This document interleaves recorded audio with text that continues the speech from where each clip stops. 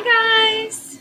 So we are going to go through really quickly how to divide with a decimal divisor. So this is the dividend, this is the divisor. So we have a decimal divisor and it's actually pretty easy. It's just a simple step that we have to do before we start the problem, and then we can do the problem like normal. So here's what we do.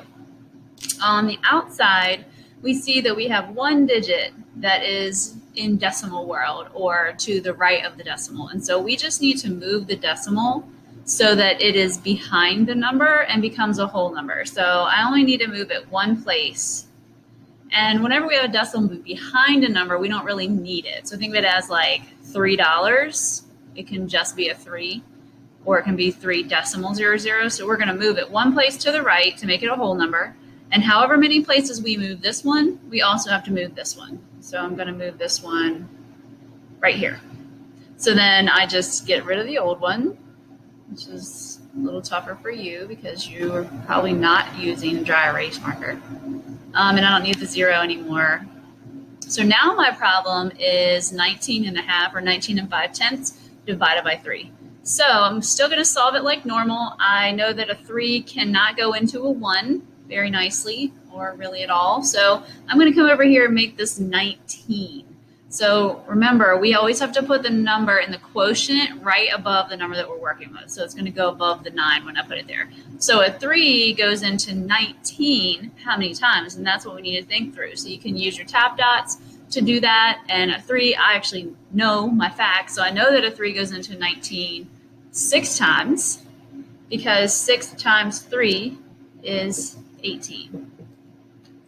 I subtract, bring down, just like we always do.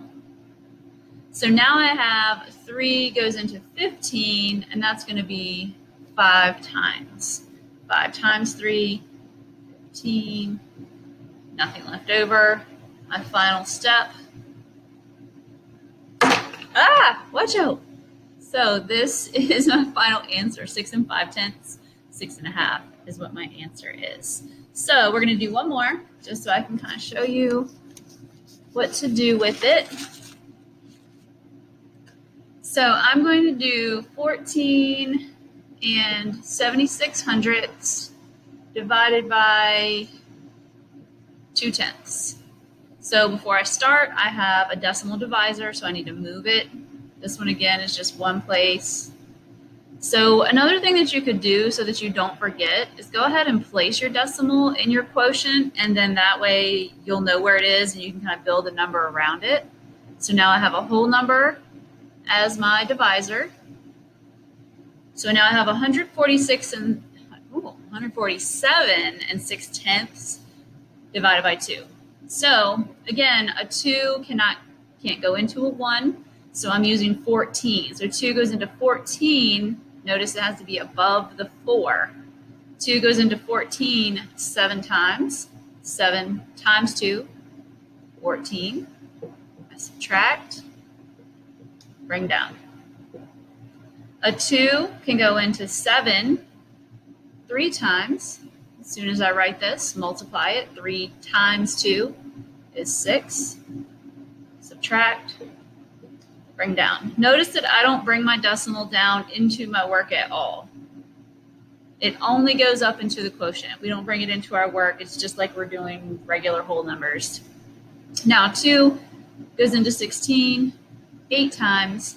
8 times 2 is 16. Notice our pattern here. We keep kind of rolling around in a circle. Can't see my 0, but it's there.